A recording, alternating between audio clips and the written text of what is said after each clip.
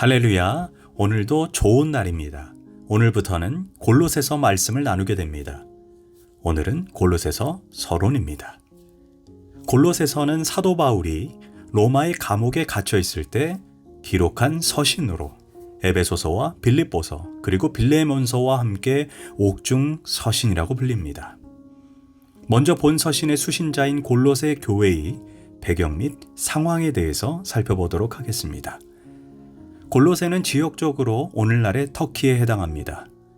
당시 초대교회에서 가장 유명한 도시 중의 하나인 에베소에서 내륙으로 약 160km쯤 떨어진 곳이 골로새입니다. 대략 서울에서 대전까지 가는 거리입니다. 한때 무역도시로 소아시아 지역의 교역 중심지였으며 질 좋은 양모를 생산한 지역으로 유명했지만 바울 당시에는 작은 도시로 쇠퇴하게 됩니다. 그러나 비록 작은 도시이기는 하지만 골로새에는 부르기아 원주민뿐 아니라 헬라의 주민들과 상당수의 유대인 등 여러 종족들이 혼합하여 거주하고 있었고 다양한 문화적 현상과 종교적 요소들이 혼재해 있었습니다. 골로새 교회는 바울이 직접 개척한 교회가 아니라 그의 제자인 골로새 출신의 에바브라의 전도 활동에 의해 세워진 교회입니다. 에바브라는 바울이 에베소에서 3년간 사역하는 기간에 바울로부터 복음을 듣고 회심하게 되고 성숙한 그리스도인으로 성장했습니다. 더 나아가 바울의 귀중한 동역자로 인정을 받고 그는 자신의 고향인 골로새로 돌아가 골로새 교회를 개척했습니다. 그런데 골로새 교회가 차츰 성장해 가는 가운데 안타깝게도 골로새 교회에는 얼마 지나지 않아 여러 형태의 이단들이 들어오게 됩니다. 그들은 그리스도의 가르침을 왜곡시킬 뿐만 아니라 이방의 문화와 이교적인 미신을 혼합하여 교회를 어지럽혔습니다. 그들은 그리스도인들을 잘못된 신앙으로 이끌었습니다. 이에 골로새 교회의 개척자 에바브라는 이 문제를 가지고 로마 감옥에 수감되어 있는 바울에게 찾아가서 교회의 상황을 전합니다. 이에 바울은 에바브라가 전한 말을 근거로 골로새 교인들에게 쓴 편지가 바로 골로새서입니다.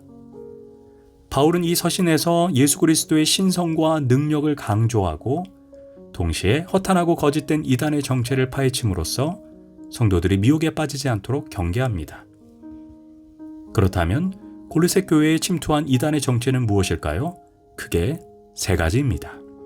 첫째, 바울은 골로새서 2장 8절에서 거짓 교사들의 가르침을 철학과 헛된 속임수라고 간주합니다.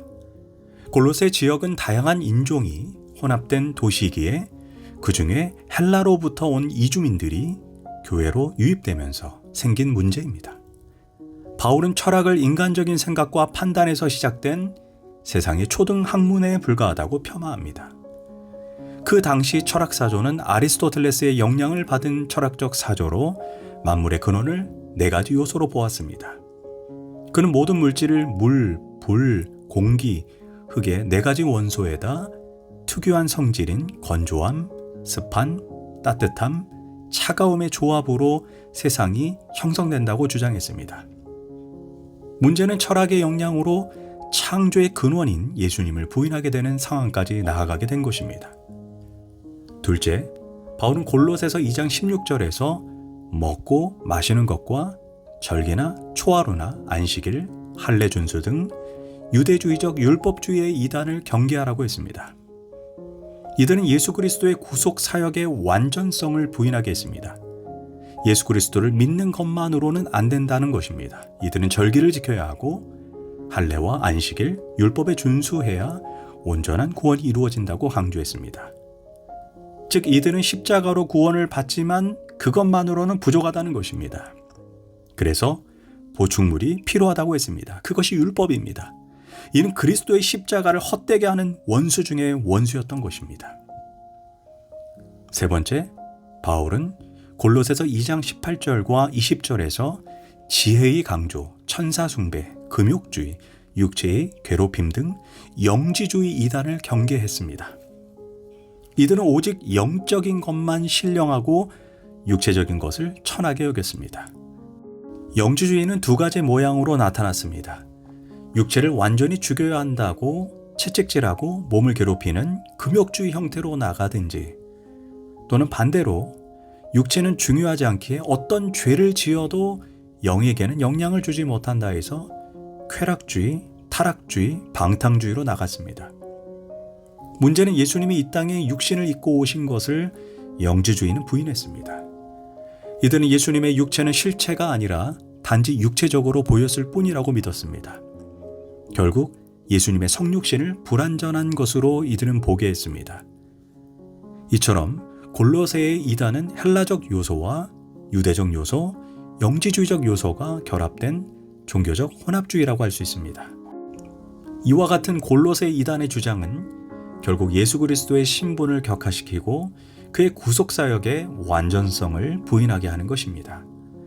이로써 그리스도인들이 예수 그리스도만을 따르는 것에서 벗어나 그리스도 이외에 새로운 보충물을 추구하도록 했습니다.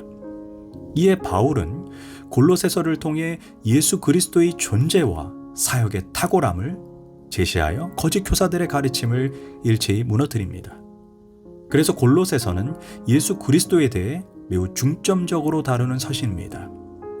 예수 그리스도는 하나님의 보이지 않는 형상이며 모든 창조의 근원이자 목적이며 만물의 으뜸이십니다. 따라서 천사들과 비교할 수 없는 탁월한 분이시며 그리스도의 탁월함은 그의 구속사역에 있어서도 마찬가지입니다. 그는 구속사역에 있어서 인간의 율법이나 전통, 천사가 보충해야 할 어떤 것도 남겨두지 않았습니다. 성도는 오직 예수 그리스도를 믿음으로 구원을 받고 하나님 앞에 의롭다 인정을 받게 되며 또한 그리스도와 연합하여 다시 살리심을 얻습니다.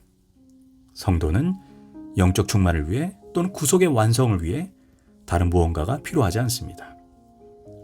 성도들이 추구해야 할 유일한 분은 오직 위에 계신 그리스도시며 또한 그분 안에서 구속받은 자로서 거룩한 삶을 실천하면서 하나님 백성다운 삶을 살아가는 것입니다. 이것이 골로새서의 핵심 주제입니다. 사실 어느 시대이든 그 시대의 지배적 사상과 철학을 따라가려는 유혹을 우리는 항시 받습니다. 바울 당시 골로새 교회의 복음의 신앙을 위협했던 종교적 혼합주의는 비단 그 당시에만 적용되는 일은 아닙니다. 새로운 영성 추구라고 하는 명목으로 다가오는 뉴에이지 운동은 이제 거스를 수 없는 시대적 지배 사상이 되었습니다. 뉴에이지 운동은 현대 과학과 자연 숭배, 서양의 마술, 동양의 신비주의 등이 복합적으로 합쳐진 종교 체계입니다. 특히 이 시대는 불교와 힌두교의 영향을 많이 받고 있는데 요가, 점성술, 명상, 심리치료, 수정구술, 점, 기술연, 해몽 등의 여러 가지 형태가 있습니다. 기독교인 중에도 무감각하게 분별하지 못하고 이렇게 혼합된 요소들을 무분별하게 받아들이고 있습니다. 또한 뉴에이지 운동과 영적 맥락을 같이 하는 종교다원주의도 종교 간 관용과 포용이라는 그럴싸한 명분으로 이미 막강한 세력을 구축하고 있습니다. 불교의 부처도 이슬람의 알라도 힌두교의 브라마, 결국 다른 이름으로 불릴 뿐 똑같은 하나님이라는 것입니다. 그러나 기독교는 오직 예수 그리스도를 통해 만나는 하나님이 아니라면 그것은 같은 하나님이 아닙니다. 이처럼 21세기의 기독교를 위협할 가장 무서운 이단이 바로 종교적 혼합주의라는 이단 사상입니다. 이런 면에서 골로새서는 우리 시대에도 여전히 유효하고도 적절한 교훈을 제시합니다. 기도하겠습니다. 하나님, 우리가 예수님을 중심으로 그분만이 길이요, 진리요, 생명 되심을 고백합니다. 무엇보다 오직 하나님에게 도달하는 길은 오직 예수 그리스도를 통해서만임을 고백합니다. 뉴에이지 운동과 종교다원주의가 판을 치는 이 시대 가운데 오직 예수 그리스도만이 나의 구주, 나의 주인 되심을 고백합니다. 예수님의 이름으로 기도합니다. 아멘.